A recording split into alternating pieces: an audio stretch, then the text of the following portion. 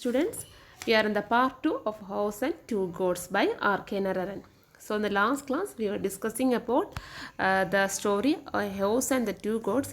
We met so many characters in this story, right? Muni, the main character, the main protagonist, his wife, and we came to know that on which setting is Muni is having his home, and it is a village, a rural village in somewhere in South India, in near Tamil Nadu, and we came to know that he was a very rich fellow one in his prosperous days, but now his prosperity everything has gone. He has 40 sheep once, 40 goats once, but now it has been come down to 2 goats. And we also came to know that he is a very illiterate person and only 2 goats left over with him. And we came to know that what lifestyle he is going through and all. Okay, now let's go to the video class now. Okay, his wife.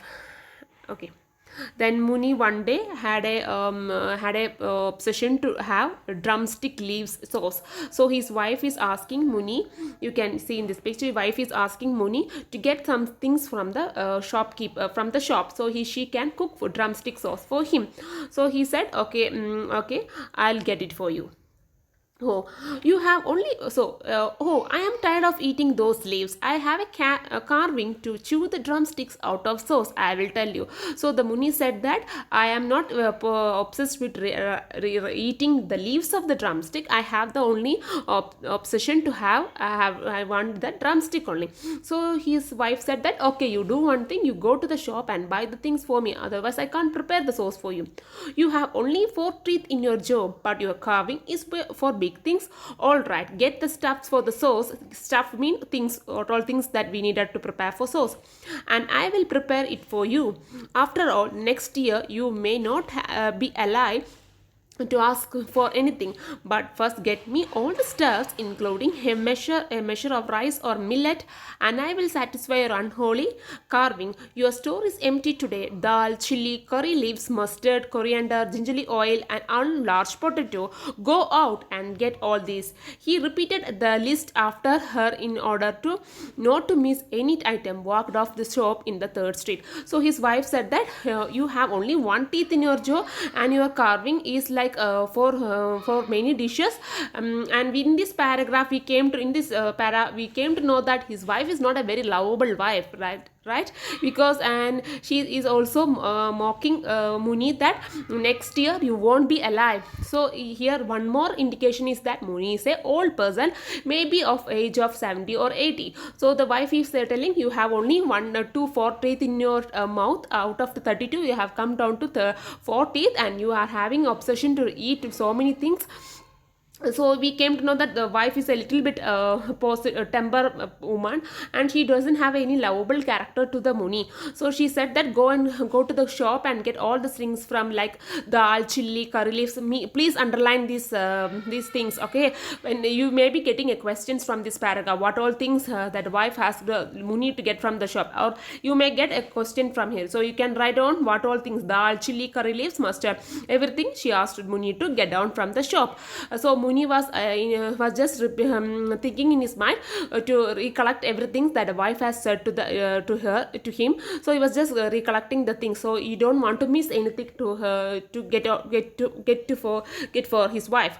Muni sat patiently on an up turned packing case below the platform of the shop. The shopman paid no attention to him. Muni kept clearing his throat, coughing and sneezing until the shopman could not stand it more and demanded, "What ails you? You will fly off the seat into the gutter if you sneeze so hard, young man." Muni laughed inordinately in order to please the shopman at being called young man. This completely won the shopman over. He liked his sense of humor to be appreciated. So Muni, here we came to know that Muni always go for credit, like he is not able to pay anything to the shopkeeper. He doesn't have any money to pay to the shopkeeper in order to get these stuffs from the shop. So in order to get the attention of the shopkeeper, he starts throating, like coughing, in order to get attention from the shopkeeper. But the shopkeeper is not in a good mood. He gets irritated by seeing Muni, and he asked Muni, what ails you, what matter with you, why you are here? You will fly off the seat into the gutter. You will make the he was sitting in front of the shopkeeper's seat, in the bench. So he was asking Muni, what did you want, what do you want, Muni?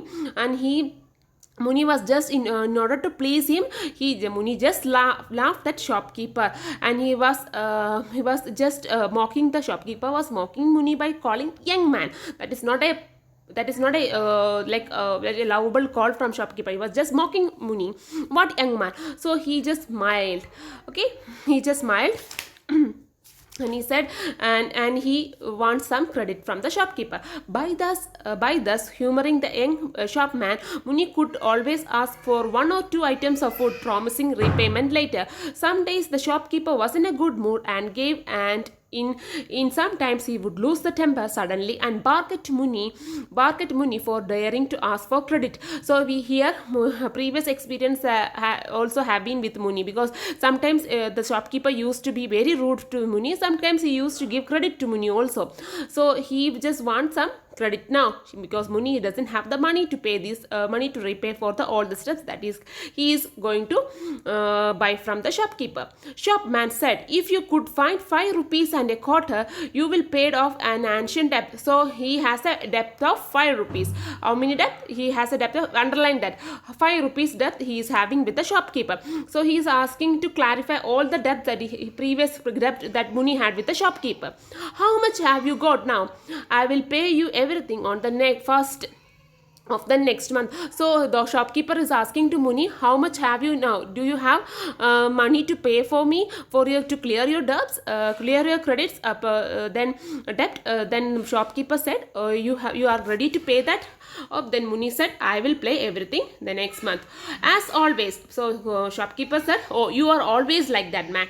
And who do you expect to rob by then? So he was asking, oh, if you want money, if you want to go for robbery. Muni felt caught and mumbled, my daughter has sent word that she will be sending me money. So here Muni is telling a lies that he is having daughter. Actually Muni doesn't have any children. Have you a daughter? Sneered the shopman. And she is sending you money for what purpose? May I know? So he's just again, the shopkeeper knows that Muni doesn't have any children at all. Then he was just mocking. Muni was asking, oh, you have a daughter. For what purpose? May I know? Birthday, 50th birthday, said Muni quietly. Birthday? How old are you? See, again Muni is telling some innocent lies to this. Muni is not a very crooked man, but he used to say some innocent lies to the people. We come to know these conversation, we came to know how innocent, and we having a very character sketch of Muni. He is not a very crooked or cunning man, but he says sometimes he will say some small lies to people. Muni 50th birthday. So again the shopkeeper is not mocking Muni. Muni repeated weakly, not been sure for it myself. 50th. He always calculated his age from the time of the great famine, when he stood as high as the parapet around the village well. But who could calculate such things accurately nowadays with so many famines occurring? Shopman felt encouraged when other customers stood around to watch and comment. So he said that I am only 50 years old. Muni said that I am 50th birthday is coming on, so my daughter will send some money for me. Then the shopkeeper said, 50 years? How you calculate? So shopkeeper is thinking that he is more than 50 years.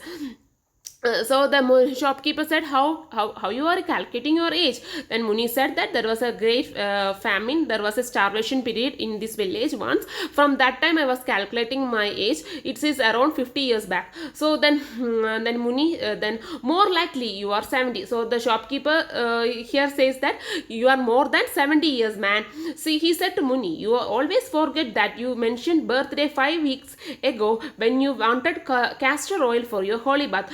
Again the shopkeeper catch Muni by saying that last time you said that you are you are 70 years old, and then you purchase me the castor oil from for your holy bath. You are telling lies to me. At this, Muni unobtrusively rose and moved off. He, without making any other, creating a scene, without noticing from other people, he just moved from the shop. He later told his wife, that scoundrel would not give me anything, so go out and sell the drumstick for what they are worth. So he just later told to the wife that he was not able to get any debt credit from the shopkeeper, so he was not able to buy all the stuffs that she has been mentioning for him. So the wife said that go and sell this drumstick that you have got, 6 drumstick you got this day, no, go and sell somewhere, and you get the cash, and then you go and buy the stuff from the shopkeeper. He flung himself down in a corner to recoup from the fatigue of his visit to the shop. His wife said, "You are getting no sauce today, no, or anything else." So the wife was so irritated, and she said, "You are not going to have anything." Flung means